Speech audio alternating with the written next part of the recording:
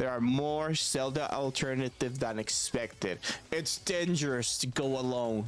Take these games. Take these games. So first up, we have Hyper Light Drifter. And this is a combination of sci-fi with adventure and sense of just Zelda. Just, it's difficult to explain. It's a very unique game. I think it's the only one in the list that has the vibe that it has. Let me just watch the trailer. It's easier if you just watch the trailer. That looks like Evangelions. This is a brutally satisfying challenge with stunning visuals. It's tough, but very rewarding. Worth every defeat. There's a lot of exploration and a sweet balance between challenge and just fun.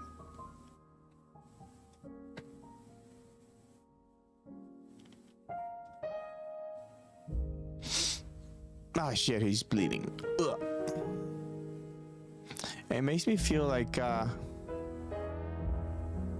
cyberpunkish vibes to this.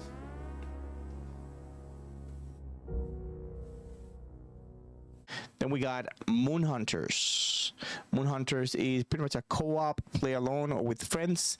A co-op personality test about exploring an ancient occult world in 5 days. How will you be remembered? And this is a 2016 game also as well. There's a lot of branching narratives.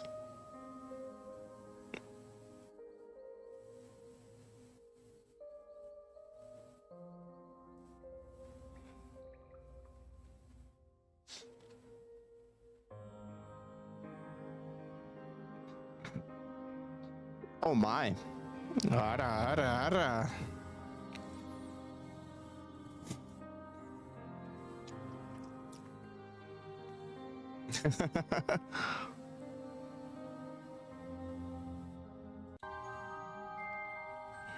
But there is also a fighting element to the game. Was he playing like a guitar? I think he was.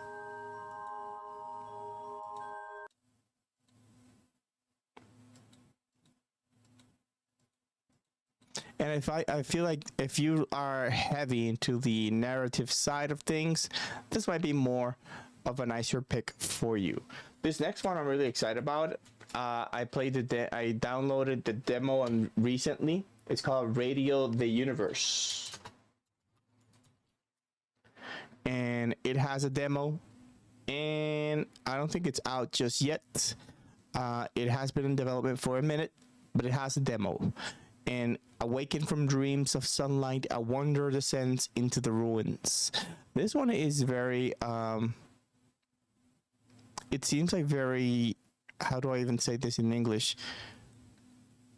Bleak and abstract. Like there's not a lot about the story out there.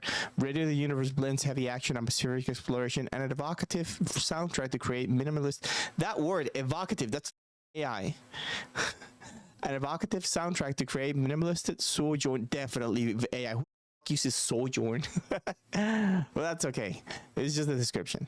Though a vast city eons beyond salvation, take on a role of an immortal wanderer, endlessly traveling through a haze of reality from majestic is AI, hallways and a grand architecture to dark and ominous subway systems. Maybe majestic is not AI. I don't know. Maybe they rewrote the thing so many times that it just fucking looks like AI.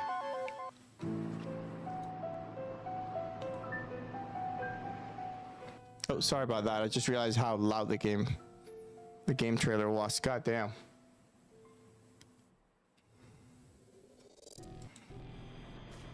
And this is the game. Holy fuck. Now that I think about it, this reminds me a little bit of Replaced. That we are very, very excitedly waiting for.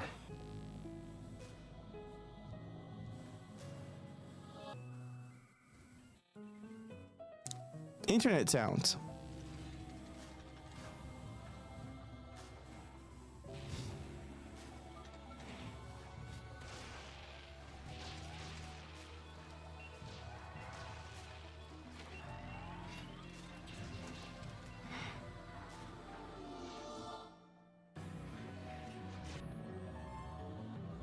Oh my gosh, piano.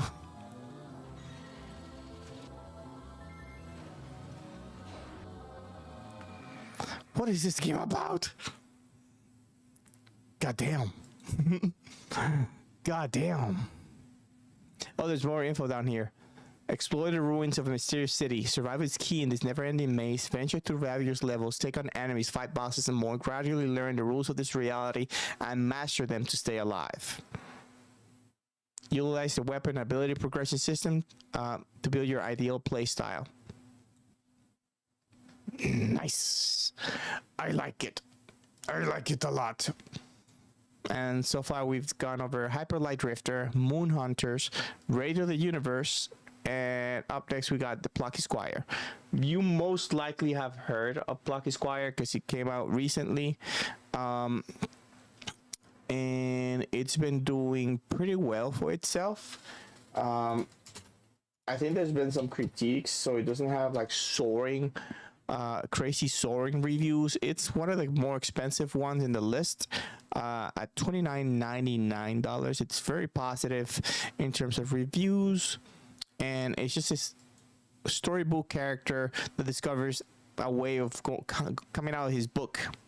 So the game switches between a 2D 3D perspective.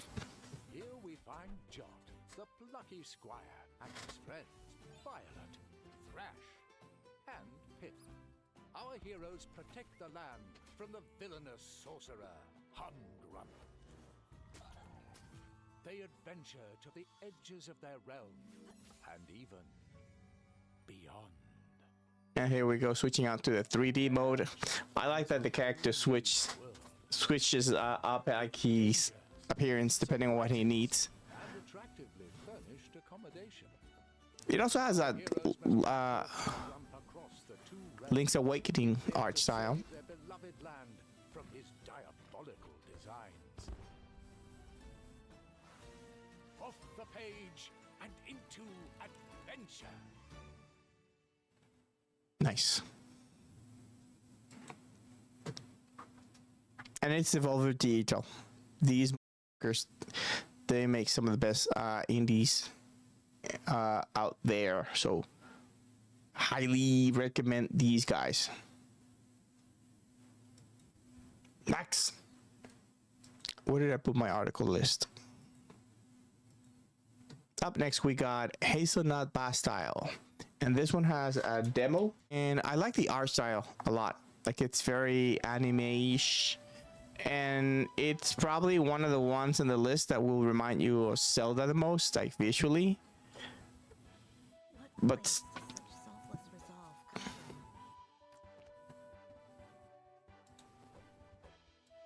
no one should be able to do the things that you do. oh my gosh, and then in the description it even says Zelda-like. HazelNut is a top-down Zelda-like ARPG crafted in a 6-bit character. Players will gain heavy tactical real-time combat and experience taxing lateral thinking puzzles. Okay. Next up, we have Elementallis, and this is probably one of the ones that in the list that I am most excited for.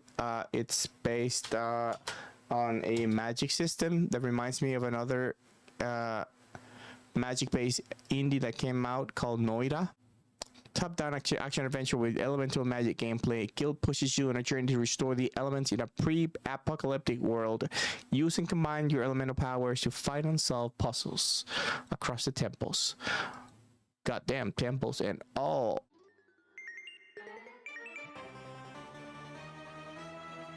Goddamn, and this one is much more of the Zelda formatting. And as you can see, there's a magic system that you can swap in between, kind of in an almost real-time format.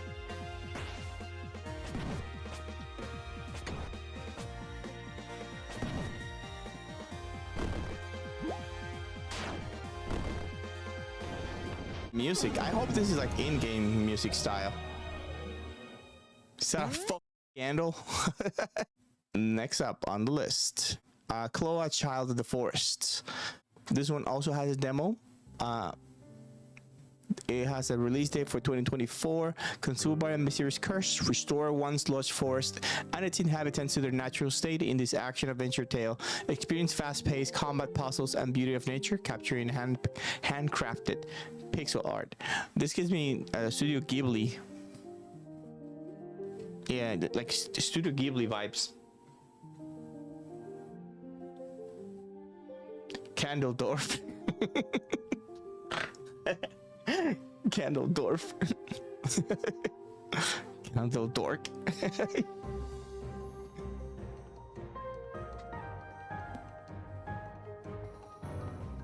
And I can definitely see some influence of Metroidvania. We got some dashing. That's always nice to have a little bit of extra movement.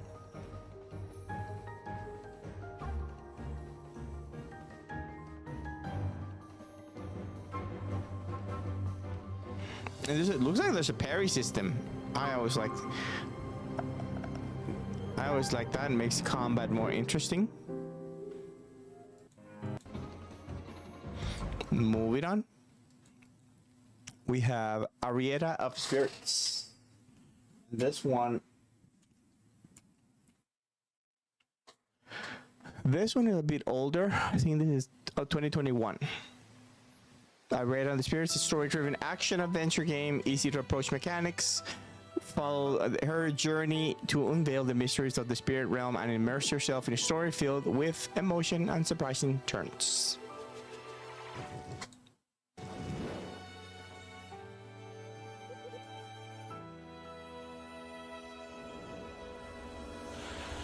And this is 2021.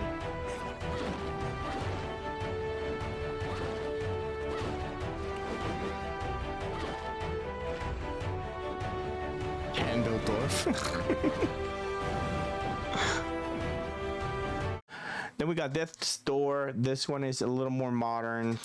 It's similar to Tunic. It's a dark, quirky, and irresistible fun game. This one I've actually played for a little bit, and you pretty much are like a Grim Reaper of sorts. You're ripping souls of the dead and punching. You are also working kind of like in an office setting, so it's a little has a bit of a sense of humor. And you're this crow with a sword, and you're doing somewhat of the I guess the job of the Grim Reaper in collecting souls. It does hook you on, like you get hooked early, and there's also the aspect that a good balance of challenge and fun.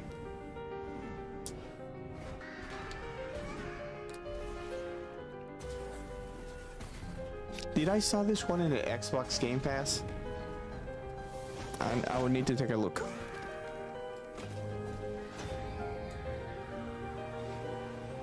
And that is Death's Door. And this one, I didn't add this one to the article, and then at the end, last minute, I did decide to add it because I just thought that this is one that everybody knows. Like if you think about Zelda-like indies, everyone thinks about this one, Tunic. So I kind of like didn't add this one at first, but did ended up adding it lately.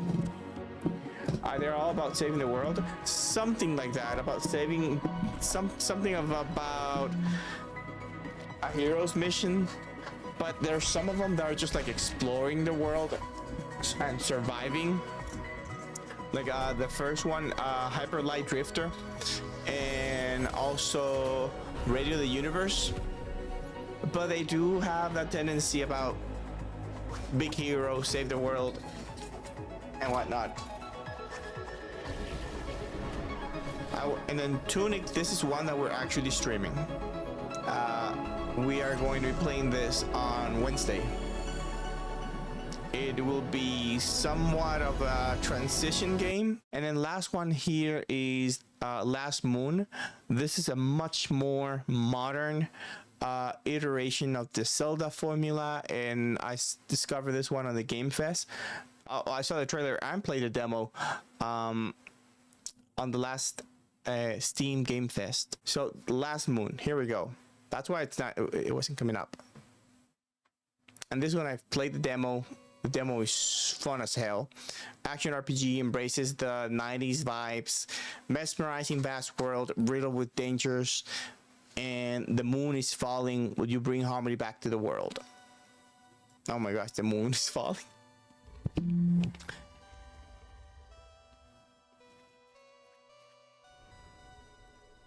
This one is visually somewhat impressive.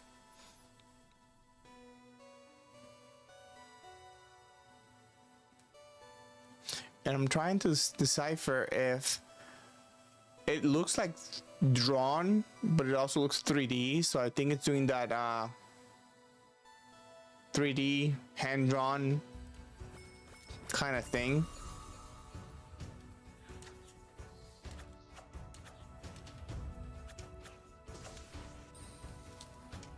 This looks awesome.